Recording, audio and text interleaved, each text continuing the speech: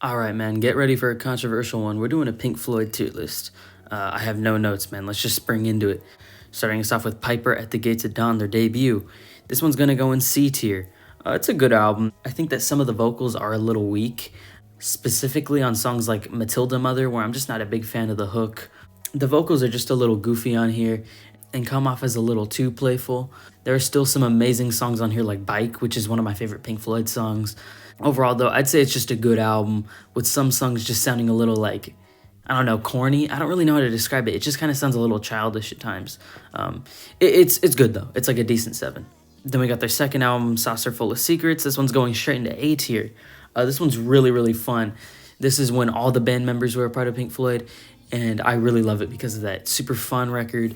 It kind of reminds me of Ween's The Pod, except it's not nearly as good, in the sense that it's just a bunch of friends kind of making really fun and goofy music, and I really like it because of that. It ranges from being like some pretty fun rock stuff to having kazoos, or just being this really weird noisy stuff. It's a pretty good record, man. I think it's pretty underrated too. I like this thing a lot. I think it's a very goofy album, but it kind of walks that line of being goofy, but also pretty good, you know? And it sounds like a light 9 for me. I really like it. Yeah, it's pretty underrated. And we got more. This is gonna go in like B tier. This is a pretty good album, man. Nothing really too crazy on here. It's just a consistent collection of, oh, that was a pretty good song, man. I really like Crying Song. I like the acoustic tracks on here, but I also like that one song. I can't remember what it's called, but it has like these really crunchy guitars on it. It's on the front end. That song's really good. And overall, it's nothing special for Pink Floyd. It's just a pretty simple, pretty short album that I enjoy. It's like a decent 8 for me. It's quality. I think it's pretty underrated too. We got Uma Guma, Gumma, however you want to say it. Everyone's least favorite Pink Floyd album from what it looks like. And this one's going to go into D tier. It's nothing crazy, man. I think that this one's pretty... It's just weird. Like, seriously, there's not a single, like, awful song on here besides the creatures in the cave singing or whatever. That song is kind of, like, ear torture, but everything else on here is just kind of weird. It's kind of like the worst parts of Saucer Full of Secrets in the sense that it's taking those weird, like, noisy ambient things, but then just making it a full album. I'm not including the live stuff on here because it's just live past material. It doesn't really count towards it. So when you're looking at the newer material on here, it just doesn't really hold up to the stuff that they made before. It's just pretty noisy, pretty weird. Nothing special really going on. It's fine. It's whatever, man. It's really just like a nothing album to me. Like a decent to strong 4. It's nothing offensively bad. It's just kind of existing in the Pink Floyd catalog. Then we got Atom Heart Mother, A tier above Saucerful.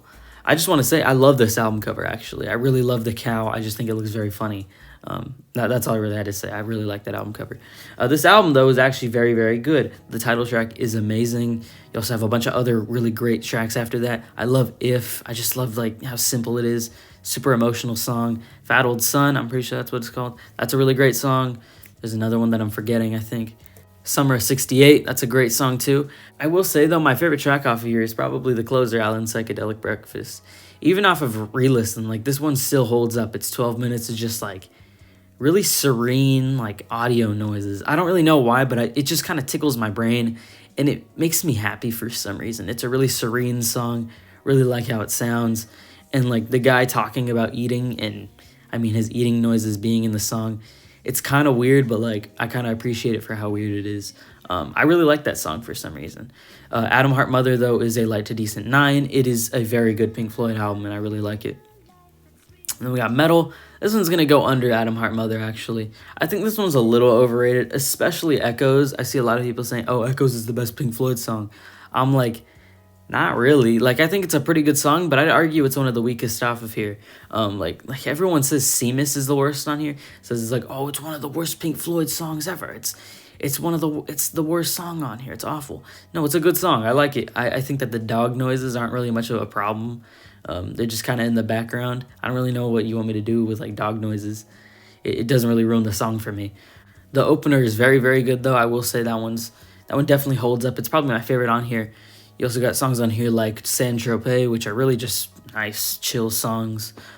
Overall, it's a pretty weird album. You have some acoustic songs that are pretty chill. You got this one sprawling 20-minute cut. Then you have this really fire rock song that's at the beginning. It's still a little all over the place, but I still think it's a pretty great album, man. It's like a light to decent 9 for me. I'm probably leaning more of like a light 9. I don't really know what to say about this one. I feel like out of all of the Pink Floyd catalog, everyone talks about Obscured by Clouds the least. They're just kind of like, oh, it's a pretty good album, and then they just kind of throw it to the side. And that's what I'm going to do now. This album's pretty good. It's like a decent to strong 8 for me. It's quality, but I don't really have much to say about it. And then we got the 4 albums, man. We got Dark Side, Wish You Were Here, Animals, and The Wall. These are the big Pink Floyd albums. These are the ones that everyone likes. And yeah, let's just get into them. Let's start off with Dark Side. This one's going to go in A tier. I feel like this and Atom Heart Mother are pretty close. Man, I'll put Dark Side above it. I think that Dark Side is really good. But I feel like Pink Floyd in general doesn't have that effect on me where I'm like, this is the best thing I've ever heard in my entire life, dude. They just kind of sound pretty good, you know? Like, I don't really have anything else to say. This album sounds like a rock concert in space. It's super floaty. It just feels like you're just flying through space and there's a bunch of songs just like playing around you. It's super cool. Honestly, I'd argue this album is psychedelic. I kind of use that term freely, but like this album is very floaty. It's very like, it kind of makes me think of like a soup, like I'm in a big old pot of soup and there's like a bunch of like songs flying around me. You got so many amazing hooks on here, like the one on Us and Them, or the one on Money, or the one on Breathe. There's just so many catchy moments to this record and they just fly right by you. So many things are happening, and like, oh, it just the way every song flows into the next, it's just, it's serene, really. It's like bliss. I don't really know how else to describe it. There's really no misses on here. I will say, though, that the last few songs are probably the weakest tracks on the entire record. I was never a big fan of Brain Damage. I'd probably say that's the weakest song on here, as well as Eclipse. But overall, I just feel like it feels like it's blown out of proportion. Like there's too much going on here. It doesn't feel that focused, but it's also still really, really good. It's another light to decent 9 for me. It's another amazing Pink Floyd album. I don't really know what you want me to say. Then we got Wish You Were Here, S tier. I low-key want to make a separate video on this album. Like, I don't want that to be kind of like a cop-out for me to not talk that much about it.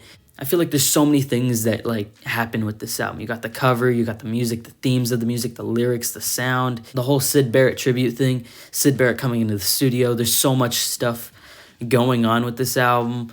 I need to kind of talk about it in its own video. I will say, though, this album is extremely out there. Like, it's insanely weird. Like it might not sound that weird when you listen to it, but when you put everything together, the lyrical content, the album cover, the just sound, just everything about it, it's just so all-encompassing. There's so many things happening. There's so many different themes. Like the cover can mean so many different things. I'm talking a lot about the cover, but it kind of ties in with the music, and it just feels. It's a very emotional listen. It's a very like cathartic listen too. It's super just weird, and it's super good. It's one of, if not their best album. It's just fantastic, man. It is all killer, no filler, fantastic riffs throughout, fantastic singing, just fantastic music throughout. Have a Cigar might be their best song with that amazing riff. This album is amazing. It's a light to decent 9. Just fantastic all around. Then we got Animals. This one's kind of weird. I'm going to put it under Atom Heart Mother. I feel like this album, a lot of people like to say, oh, this is literally just a Pink Floyd meme, bro, where it's, oh, we live in a society guitar riff. It's honestly true. The concept here is a little loose. Like, I get the whole, oh, it's like Animal Farm. That's cool, but, like, it doesn't really feel that developed. It just kind of feels slapped on. Oh, like, oh, we're the pigs, the dogs. It's like Animal Farm, you know? It doesn't really feel like Roger Waters is doing much to fully flesh out that concept. It kind of reminds me of, like, Monomania by Car Seat Headrest, where it's just like, oh, it's a sequel to Twin Fantasy. But they just kind of slap it on there just because. It's still a cool concept, but I feel like it's not developed. I will say, though, this album does suffer from having, like, those weird little, like, electronic ambient parts. Like, I don't really know why those are there, because when you're doing the rock stuff, like on something like A Sheep, it's some of the best material Pink Floyd's ever made. But when it just kind of drags out with like those, oh, like the keys, and you got the animal noises in the background, and I don't know, it's just kind of like, okay, cool, I guess. It's kind of weird, kind of all over the place. I think Pigs is definitely weaker than everything else here. It's a good song, but like it doesn't hold a candle to Dogs or Sheep at all. It's an amazing record. It doesn't have like that energy that makes me love a Pink Floyd album. It's still pretty good though. It's like a light 9 for me. I'll also give Metal a light 9. Yeah. Now we got definitely a divisive one, The Wall. You got people that love this one. You got people that hate this one. I'm on the hater side with this one. This is going to be the hottest take in the entire video. This one's going in D tier above Umaguma. This one is insanely bloated and just filled to the brim with filler song after filler song. I'm going to be completely honest when I say that if you want to have a bunch of little pieces and different little songs and little ditties or whatnot, make it one full song. Pull a Godspeed, make like a 20-minute song that has a bunch of little pieces spliced together. Because what we have here is a bunch of filler surrounding like 5 actually good songs. You got Young Lust, that's a great song. Comfortably Numb, that's a great song. In the Flesh with the question mark, that's a great song. You got The Trial, really like that song for some reason. And despite me not even liking this song, Another Brick in the Wall Part 2 is a standout moment. You know, I remember that part, you know. Everything else, though, is pretty boring. It's pretty sleepy. Not the biggest fan of literally everything else on here. Oh, and Run Like Hell. Run Like Hell is an amazing song. I'm sorry. That's probably my favorite off of here. Everything else, though, ranges from just being plain forgettable to being such a non-song. Seriously, there are quote-unquote songs on here that feel like just like thrown together and just there for no reason. They're there to add to the atmosphere that doesn't even exist. There's no reason for these little songs to be here. They don't add to the album. They just kind of exist. And it doesn't help that some of these songs, especially on songs like Mother, which I think is a good song, but Roger Waters singing on here is so insanely irritating. He sounds like he's yelping. He's like, Mother, like it just doesn't make sense. Why are you making your voice sound bad? Are you trying to add to the emotion this album is trying to convey? Because to be honest with you, I'd rather have you sing good than have you sing bad to make me feel something, you know? People are going to take that out of context and say, oh, well, what about this example? What about this example? Those might be like good examples. This is not a good example of making your voice sound bad to convey emotion. Because Roger Waters has sang good before. He sang good on basically every other Pink Floyd album before this. And now he's just kind of sounding like an old man yelling at a cloud while he has like a freaking knife in his foot. It's super freaking weird. I don't like his singing on here. There's barely any other presence of any other Pink Floyd member on here besides Roger Waters. And it just kind of feels like him kind of yanking himself off into the microphone the whole time. It's just him kind of making his own little passion project and putting it out through Pink Floyd. And it just kind of sounds like him, as I said, beating himself off and just kind of enjoying how good he is. Along with that, the concept is insanely hard to follow. The only way I can understand what it is if someone explains it to me. I feel like that's kind of a bad thing because I feel like the music should be able to speak for itself opposed to having a bunch of people make, explanation videos or whatever, you know? And even if the filler was cut out, all the, atmosphere setting songs, it would still be the same, you know? It would still be hard to follow, wouldn't have anything changed to it. It's overall a bloated, messy, hard to follow, and pretty annoying listen. And I think there's good songs on here, some pretty great songs on here, but it is overall an insanely bloated and insanely frustrating listen. This one's like a strong 4 for me. I'm going to be honest with you when I say that I could put this under Umaguma if it weren't for the fact that Run Like Hell was one of the best Pink Floyd songs ever. Okay? Then we got the final cut. If The Wall didn't have enough filler, you got the final cut. The final cut is going in F tier for the final cut because this album sucks. This album sucks so bad. You have Not Now, John, which has David Gilmour on it, and that song's amazing. That song is absolutely fantastic. I actually love that song. If this was on The Wall, it would be the best song, but it isn't. And it's just on this album full of filler and annoying Roger Waters singing and ambient interlude songs. This album sucks. There's no reason for this to exist. It is The Wall B-sides.